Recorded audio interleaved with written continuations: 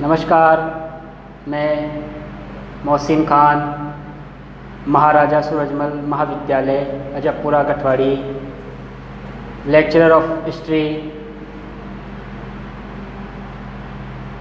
जैसा कि पिछली क्लास में मैंने आपको ताम्रपाषाण युग में आहार सभ्यता से संबंधित जानकारी प्रदान की, आप सभी के सामने मैंने आहार सभ्यता के महत्व एवं इसकी विशेषताओं का वर्णन, इनकी विशेषताओं का उल्लेख आप सभी के सामने किया। आज हमारा टॉपिक ताम्रपाषाण युग ही होगा और इसके दो प्रमुख स्थल गणेश्वर और बालाथल पर आज हम चर्चा करेंगे।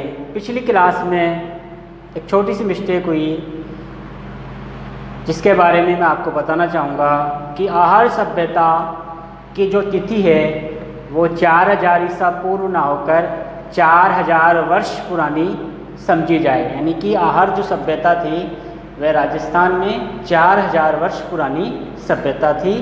पिछली क्लास में मैंने गलती से 4000 ईसा पूर्व बताई थी।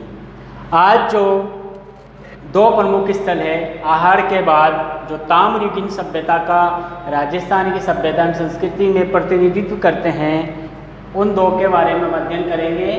पहले गणेश्वर और बालाथल। आहार के बारे में हम पिछली क्लास में ही चर्चा कर चुके हैं। सबसे पहले हम बात करेंगे गणेश्वर की। गणेश्वर की जो सभ्यता है, जो स्थल है, जो प्रास्थल है, वह राजस्थान के सीकर जिले के नीमका थाना तहसील में कांतली नदी के तट पर स्थित है।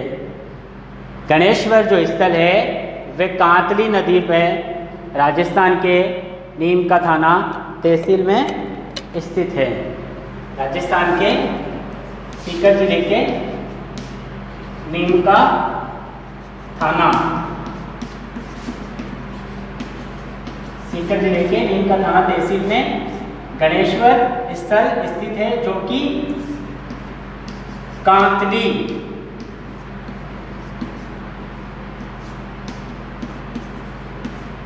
नदी के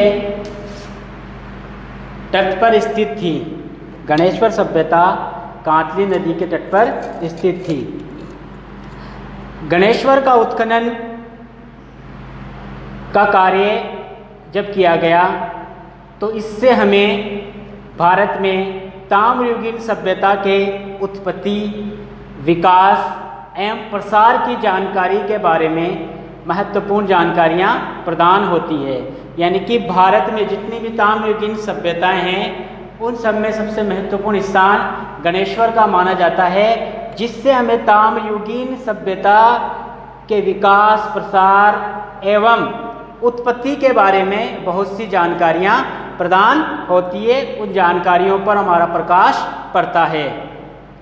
गणेश्वर की जो तिथि बताई जाती है, अभी तक जितने भी आंकड़े आए हैं उससे पता चलता है कि ये लगभग 2800 ईसा पूर्व पुरानी है। यानी कि आज से 2800 ईसा पूर्व लगभग 4500 से 5000 ईसा पूर्व के मध्य राजस्थान में एक ताम्रयुगीन सभ्यता पनप चुकी थी, जो गणेश्वर के नाम से जानी जाती है। ये तिथि भारत में, राजस्थान में ही नहीं भारत में भी सबसे प्राचीन ताम्रयुगीन तिथियों में से एक मानी जाती है। अतः गणेश्वर को निर्विवाद रूप से भारत की सबसे प्राचीन ताम्रयुगीन सभ्यता, ताम्रयुगीन प्रास्थल कहा जा सकता है। गणेश्वर के उत्खनन में हमें जो सामग्रियां प्राप्त हुई है उसके आधार पर यह कहा जा सकता है कि हड़प्पा, मोहनजोदड़ो और कालीबंगा जैसे विकसित केंद्रों को तांबे की जो सप्लाई होती थी, तांबे का जो निर्यात किया जाता था, जो हड़प्पा, मोहनजोदड़ो एवं कालीबंगा जैसे विकसित केंद्र तांबे का जो आयात करते थे, हो सकता है कि वे भी गणेश्वर स्थल से ही किया करते हो। उत्खनन से हमें यहाँ से जो तांबे की वस्तुएं प्राप्त हुई हैं उनमें लगभग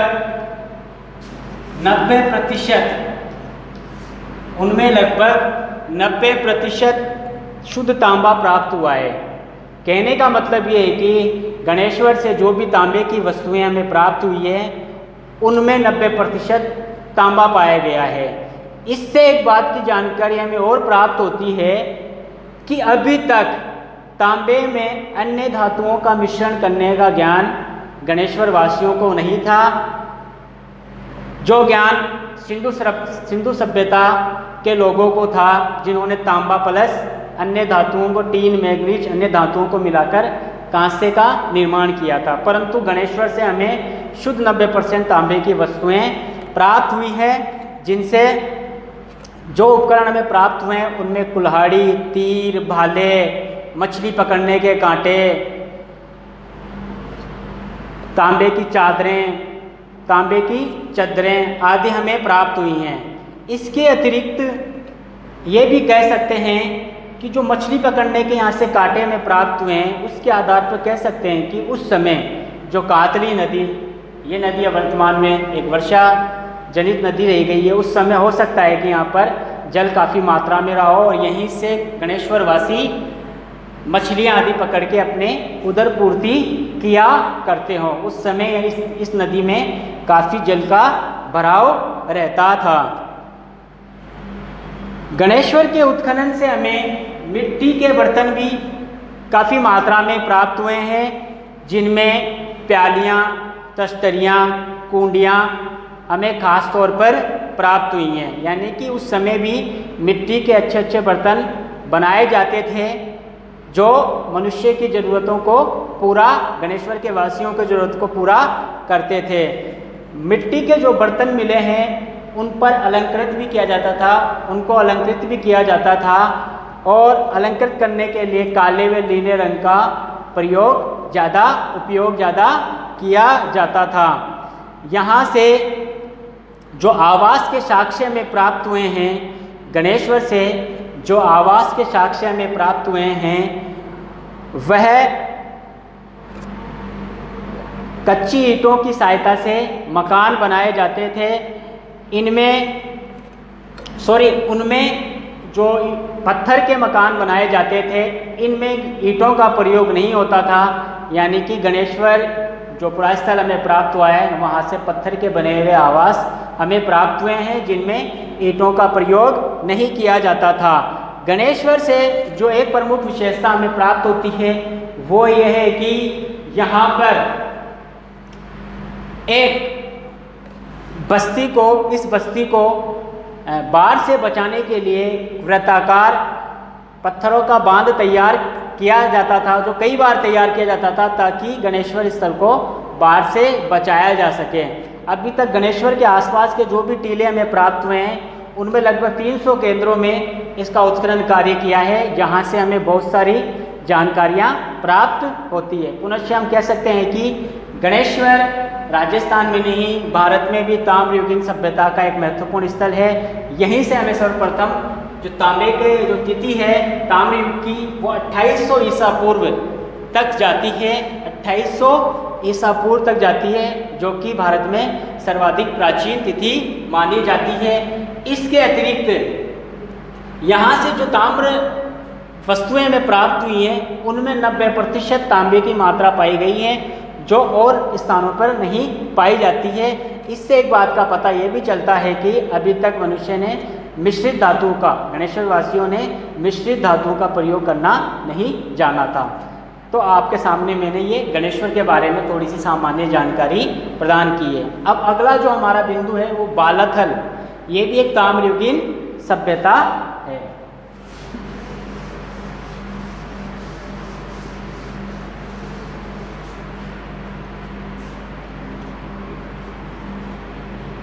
बालाथल आहड़ की तरह ही बालाथल भी उदयपुर नगर में ही, उदयपुर जिले में ही स्थित है।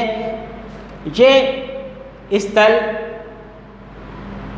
उदयपुर से लगभग 42 किलोमीटर दूर दक्षिण पूर्व में वल्लभ नगर तहसील में स्थित है। जो कि प्रमुख ताम्र पाषाण युगीन स्थल है। बालाथल उदयपुर की वल्लभनगर तहसील में स्थित है। बालाथल उदयपुर से 42 किलोमीटर की दूरी पर वल्लभनगर तहसील है, वहाँ पर स्थित है। 1993 में मार्च 1993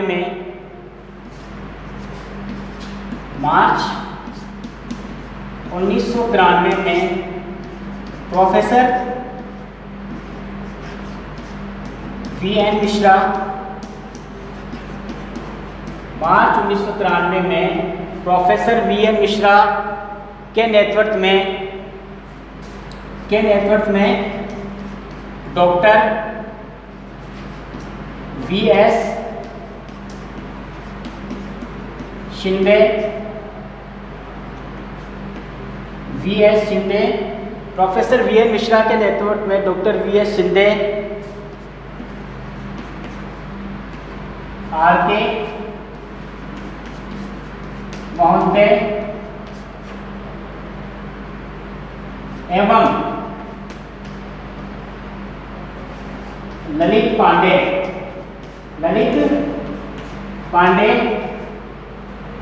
के द्वारा उत्खनन कार्य किया गया। मार्च 1993 में प्रोफेसर वी.एन. मिश्रा के नेतृत्व में doctor V S. Shinde, R K. Mohanty एवं ललित पांडे के द्वारा बालाथल का उत्खनन कार्य किया गया। बालाथल ग्रामीण इलाका है, वहाँ से उसके पूर्वी छोर पर एक 5 एकड़ की भूमि है, वहाँ पर इन लोगों ने उस स्थल का उत्खनन कार्य किया और वहाँ से हमें ताम्र पाषाण युग के साथ साथ उसके पश्चात बसने वाले लोहे युगीन संस्कृति के बारे में काफ़ी जानकारी प्राप्त होती है। इस स्थल का उत्खनन लगभग 1400 वर्ग मीटर के क्षेत्र में किया गया, जहाँ से हमें लगभग 22 प्रतें, इस स्थल के उत्खनन में लगभग 22 प्रतें प्राप्त हुई है। प्रारंभिक 4 प्रतें पूर्व ऐतिहासिक काल का प्रतिनिधित्व करती है। 22 परतों में से प्रारंभिक 4 परतें पूर्व ऐतिहासिक काल का प्रतिनिधित्व करती है। शेष प्रतें ताम्र पाषाण युगीन सभ्यता का प्रतिनिधित्व करती है। बालाथल के उत्खनन में भी हमें हड़प्पा संस्कृति के समान मर्द भांड मिले हैं, मिट्टी के पात्र मिले हैं, जिससे पता चलता है कि बालाथल का हड़प्पा सभ्यता से भी संबंध रहा होगा या उनका मेलजोल वहाँ रहा होगा। यहाँ से हमें पत्थर और मिट्टी के बड़े बड़े मकान बने हुए मिलते हैं। बालाथल से हमें पत्थर व मिट्टी के बड़े बड़े मकान बने हुए मिलते हैं। साथ ही ताम्र उपकरण भी, यहाँ से जो ताम्र उपकरण प्राप्त हुए हैं, बालाथल से जो ताम्र उपकरण प्राप्त हुए हैं, उन पर हड़प्पा सभ्यता का प्रभाव भी हमें दिखाई देता है। बालाथल से जो ताम्र पाषाणी जो अवशेष प्राप्त हुए हैं, वो लगभग 2700 ईसा पूर्व के आसपास की तिथि तक लगभग जाते हैं। इसके पश्चात यहाँ से लोहा युगीन संस्कृति के भी हमें अवशेष प्राप्त होते हैं। बालाथल से जो मिट्टी के पात्र हमें प्राप्त हुए हैं वो 2 प्रकार के हैं, परिष्कृत और अपरिष्कृत। मिट्टी के जो पात्र हमें यहाँ से प्राप्त हुए हैं, मृदभांड, वे 2 प्रकार के हैं,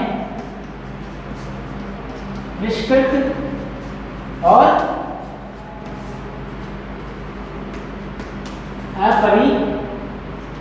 अपरिष्कृत। बालाथल से मिट्टी के जो पात्र प्राप्त हुए हैं वह 2 प्रकार के हैं, परिष्कृत और अपरिष्कृत। मिट्टी के जो बर्तन हमें प्राप्त हुए हैं वे काले, लाल काले वाले संस्कृति का प्रतिनिधित्व करते हैं। जैसे कि हमें मालूम है कि आहर सभ्यता से भी हमें लाल काले संस्कृति वाले मिट्टी के बर्तन प्राप्त हुए हैं। ऐसे ही बर्तन हमें बालाथल से भी काफ़ी संख्या में प्राप्त हुए हैं। इसके साथ ही यहाँ से काले रंग के भी और लाल रंग के भी मिट्टी के बर्तन हमें प्राप्त हुए हैं। मिट्टी के जो मर्द भांड हमें यहाँ से प्राप्त हुए हैं, उनमें जो परिष्कृत मृत भांड है वो काफ़ी कम संख्या में हमें प्राप्त हुए हैं, लेकिन अपरिष्कृत मृत भांड हमें काफ़ी बड़ी तादाद में यहाँ से प्राप्त हुए हैं। बालाथल से हमें मिट्टी के पात्रों के साथ साथ तांबे के विभिन्न प्रकार के अस्त्र शस्त्र औजार भी हमें प्राप्त हुए हैं, जैसे कि गंडा से चाकू, चूलदार बाणों के अग्रभाग यहाँ से काफ़ी बड़ी मात्रा में हमें प्राप्त हुए हैं।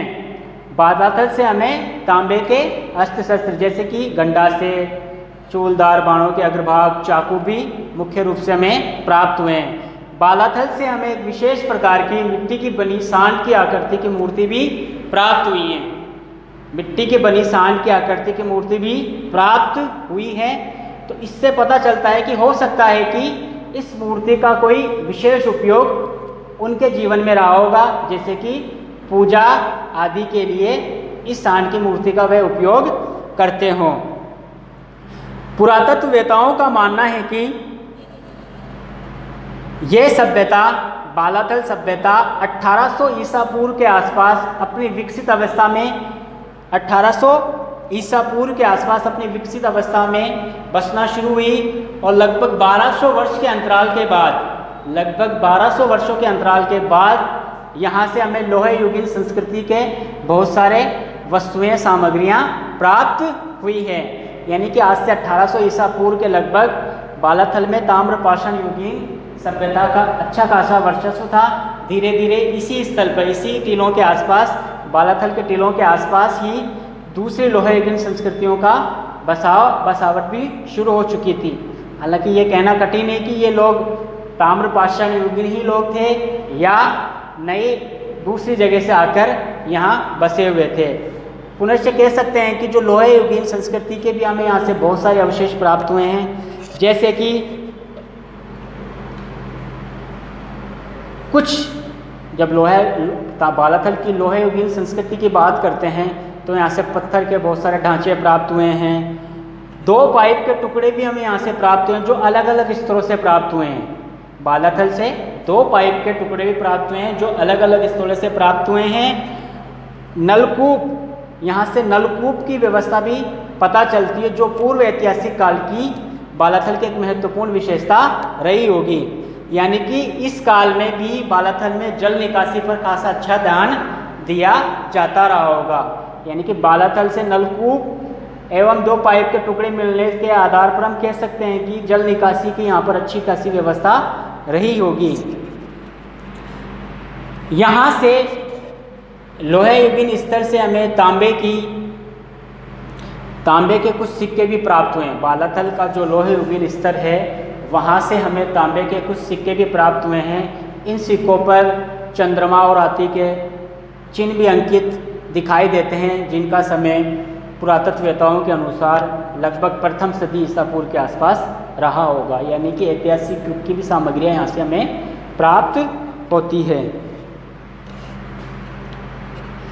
बालाथल से हमें, जैसे हम पूर्व ऐतिहासिक काल का बालाथल का उत्खनन कार्य करते हैं तो यहाँ से हमें भूरे रंग के मिट्टी के बर्तन काफ़ी बड़ी मात्रा में प्राप्त होते हैं। जब हम ताम्रपाषाण कालीन स्तर का उत्खनन करते हैं तो हमें वहाँ से लाल काले वाले मिट्टी के बर्तन ज़्यादा मात्रा में प्राप्त होते हैं। लेकिन जैसे हम लोहे युगीन संस्कृति के जो पूर्व ऐतिहासिक कालीन है वहाँ से हम जब उत्खनन करते हैं तो वहाँ से हमें भूरे रंग के मिट्टी के बर्तन काफ़ी बड़ी तादाद में प्राप्त होते हैं। इसके साथ ही यहाँ से घड़े, चूड़ियाँ, पशु आकृतियाँ मिली हैं जो काफ़ी कुछ बालाथल सभ्यता के बारे में जानकारी हमारे सामने प्रस्तुत करती हैं। इसी तरह से काफ़ी मात्रा में लोहे की सामग्रियाँ प्राप्त हुई और यहाँ से विशेष तौर पर लोहा गलाने की भट्टियों के अवशेष भी मिले हैं। बालाथल से लोहा गलाने की हड्डियों के भी अवशेष, लोहा गलाने की भट्टियों के भी अवशेष प्राप्त होते हैं। इसके साथ यहाँ पर कई स्तरों पर राख भी हुए, राख के ढेर भी प्राप्त हुए हैं, जिससे पता चलता है कि यहाँ पर किसी धातु को गलाया जाता होगा। तो हम कह सकते हैं कि बालाथल का जो क्रमिक विकास है वो ताम्रपाषाण युग से निकलकर लोहा युगीन पूरे ऐतिहासिक काल तक इसकी तिथि हमारे सामने प्रस्तुत होती है, जिसके माध्यम से राजस्थान में ताम्रपाषाण युगीन एवं लोह युगीन संस्कृति के काफ़ी जानकारी हमें प्राप्त होती है। जैसे हम अब बात करते हैं ताम्रपाषाण कालीन सभ्यता की, जिसमें हमने पहले आहड़ को पढ़ा, गणेश्वर और बालाथल को पढ़ा। इन सभ्यताओं से हमें बहुत सारी समानता भी मिलती है, तांबे के बारे में काफ़ी कुछ जानकारी मिलती है, यहाँ के मनुष्य का जीवन यापन कैसा था, व्यवसाय कैसा था, कृषि कैसी थी, रहन सहन कैसा था, उसके बारे में हमें काफ़ी कुछ जानकारियाँ प्राप्त होती है। लेकिन इन सभ्यताओं का अंत कैसे हुआ, इन स्थलों का अंत कैसे हुआ, किसी प्राकृतिक घटनाओं के द्वारा हुआ, विदेशी आक्रमणकारियों के कारण हुआ, या किसी अन्य कारण से हुआ, पलायन के द्वारा हुआ, उसके बारे में अभी तक हमारे पास जानकारियाँ बहुत कम हैं। हो सकता है कि आने वाले समय में और अधिक उत्खनन कार्य के अच्छी टेक्नोलॉजी हमारे सामने उपस्थित, हम अच्छी टेक्नोलॉजी का उत्खनन में यूज करें तो हो सकता है कि इन सभ्यता एवं संस्कृति के बारे में हमारे सामने बहुत सी जानकारियाँ प्राप्त हो सके। तो इस प्रकार से मैंने आज आप सबके सामने ताम्रयुगीन सभ्यताओं, जिसमें गणेश्वर और बालाथल का उल्लेख किया। उम्मीद करता हूँ कि आप सभी को मेरी क्लास पसंद आई होगी। हो सकता है कुछ मैंने गलतियाँ भी की होगी, लेकिन उम्मीद करता हूँ कि आपको मेरी क्लास पसंद आई होगी। तो आज के लिए इतना ही काफ़ी। अगली क्लास में आपसे फिर मुलाकात होगी। धन्यवाद।